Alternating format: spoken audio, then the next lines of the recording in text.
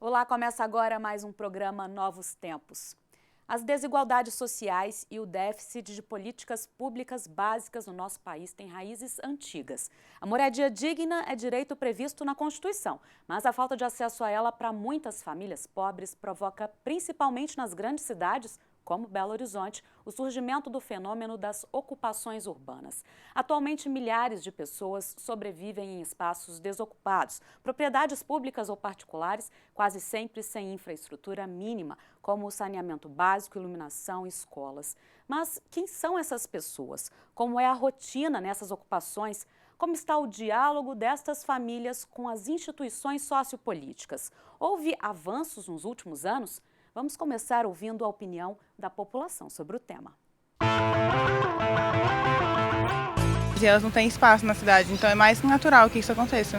Olha, se tem espaço que está lá, desativado, mesmo que seja do governo, mas ele não está usando, o que tem a pessoa usar, mora lá? Eu acho muito triste, né? Eu acho que o governo, a gente, eu acho muito triste a pessoa não ter um lugar para morar digno, né? E para falar mais sobre esse assunto tão complexo, nós recebemos aqui no estúdio o Frei Gilvander Luiz Moreira, que é padre da Ordem dos Carmelitas, doutorando em Educação e assessor da Comissão Pastoral da Terra. Seja muito bem-vindo, Frei Gilvander. Obrigado, professor Fernanda. Edivar. Gilvander, é uma alegria recebê-lo aqui no programa Novos Tempos, viu?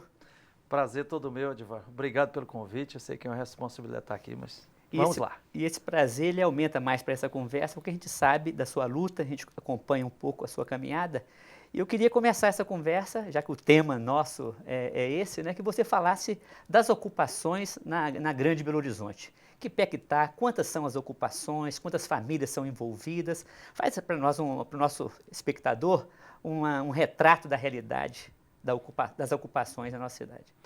Ok, Edivar, de saída, assim, eu convido, deixa aqui o convite, aquele convite do Evangelho, né? Vinde e vede. Quem ainda não foi fazer uma visita a uma das dezenas de ocupações existentes em Belo Horizonte, centenas existentes na região metropolitana em Minas Gerais, deve ir. Olha, Edivar, apenas nos últimos 8 anos, em Minas Gerais, mais de 50 mil famílias, ou seja, acima de 200 mil pessoas, foram para ocupações urbanas, né? Sem contar as ocupações do campo, já tem aí outras mais de 40 mil pessoas vivendo em ocupações, né? Em Belo Horizonte e região metropolitana, nós temos cerca de 30 mil famílias que foram para ocupações nos últimos 8 anos. Só em Uberlândia, nos últimos 3 anos, 15 mil famílias foram para ocupações. Em outras cidades, está pipocando, por exemplo. Semana passada eu tive notícia, em Várzea da Palma, perto de Pirapora, uma cidadezinha de 38 mil habitantes, está lá com uma ocupação de 110 famílias.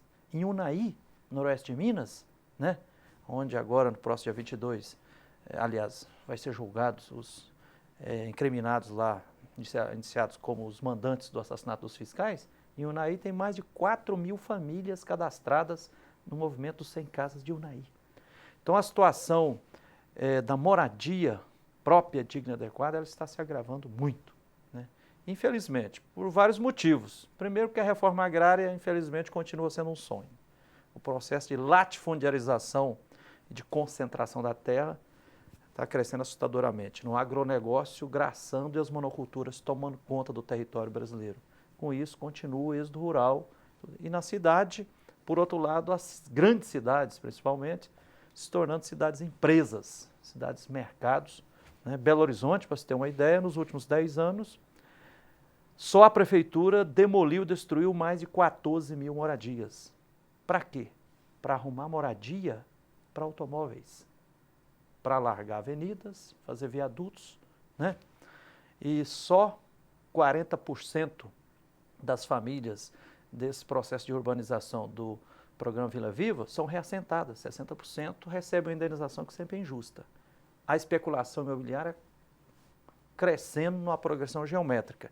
Então, nós estamos no meio de realmente uma injustiça urbana muito grande. Ô, Frei Giovanni, você já respondeu a minha segunda pergunta, que era o porquê existe realidade de ocupação.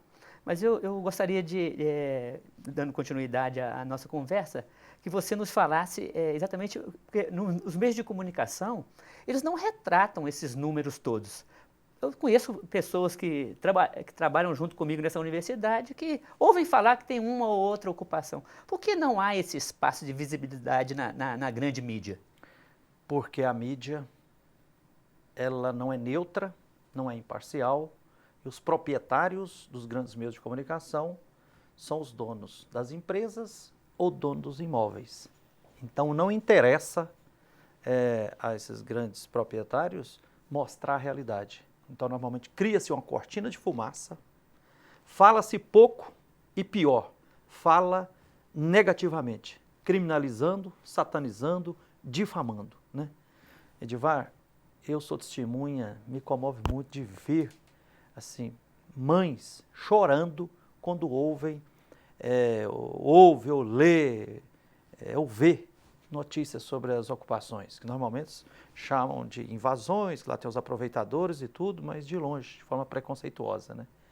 Isto é porque sabe que se falar, se mostrar a realidade de fato, aí a sociedade tem que se posicionar. Então é de propósito essa criminalização da mídia, que é uma coisa muito injusta.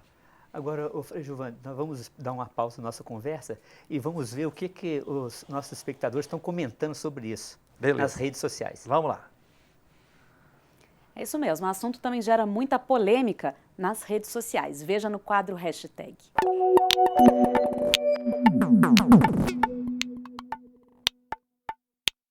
O primeiro comentário diz o seguinte, hashtag sem teto. Disse o Papa, o Filho de Deus entrou no mundo como um sem-teto.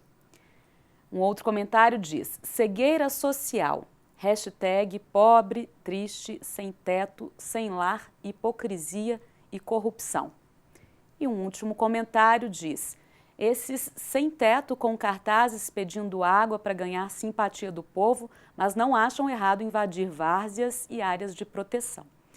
Então, Frei Gilvander, a gente vê aí dois comentários, um com opinião diferente do outro, né, que eu acho que é um assunto que gera muita polêmica, né? E o primeiro falando sobre a questão do Papa, o discurso do Papa, né, que ele fez lá no Congresso norte-americano, um discurso histórico, né? O que o senhor comenta sobre isso? Uai, Fernanda, que beleza o Papa Francisco, né? Como diz outro dia, até o Boechat comentava assim, falou, o Papa Francisco só dá dentro, ele não erra uma. Então o Papa Francisco está sendo uma bênção revolucionária, verdadeiramente evangélica, né? Ao resgatar isso, o Papa não inventou isso não, está no Evangelho lá, né? Quer dizer, quando Maria e José, Maria já grávida da iminência de dar à luz, estavam sem terra e sem casa. Tiveram que ocupar, né, uma pequena propriedade lá, e Jesus de fato nasceu sem terra e sem casa. E para lembrar mais também, o casal, pai das três principais religiões monoteístas, Abraão e Sara, pai do judaísmo, do cristianismo e do islamismo, eram sem terra e sem casa. Então, resgatar a humanidade de Jesus é fundamental, né? Que Jesus era tão humano, que se tornou divino. E o Papa Francisco está contribuindo nisso, né?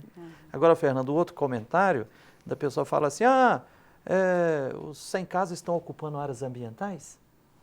Olha, já tem muitas pesquisas de mestrado, de doutorado na UFMG, até reportagens sérias em alguns veículos da imprensa, que demonstram o seguinte, se for colocar na balança, quem causa a maior devastação ambiental, socioambiental, não são os pobres. São as grandes empresas do agronegócio, mineradoras, eucaliptadoras, é a Prefeitura de Belo Horizonte que está sepultando 200 córregos só em Belo Horizonte, né?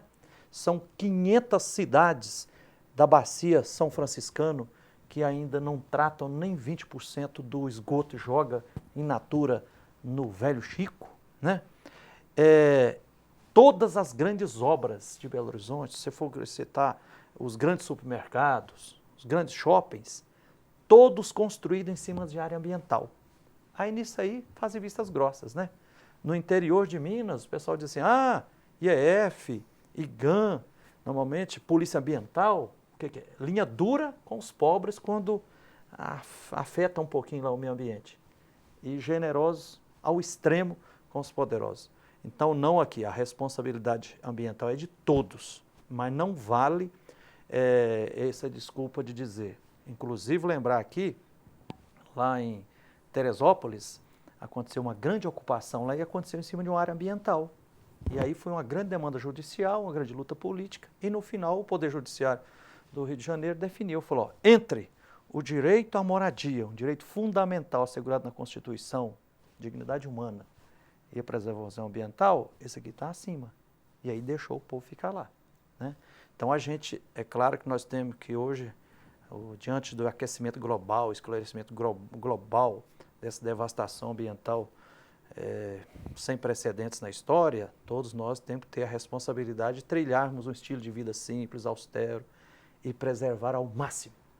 Mas simplesmente exigir perfeição dos pobres, quanto ninguém é perfeito, aí não vale. Mas, né? Se não me engano, na Laudato Si, o Papa tem uma visão ecológica que é bem integral, que não é só um olhar para o meio ambiente, né? Exatamente. Inclusive, nós estamos escrevendo um livrinho aí, são 15 artigos, assim, com chaves para uma interpretação dessa encíclica formidável do Papa Francisco, né? Laudato Si, louvado sejas, e ele advoga lá assim, uma mudança do sistema político-econômico. Quer dizer, o capitalismo é uma máquina de moer vidas humanas e vidas de toda a biodiversidade, né?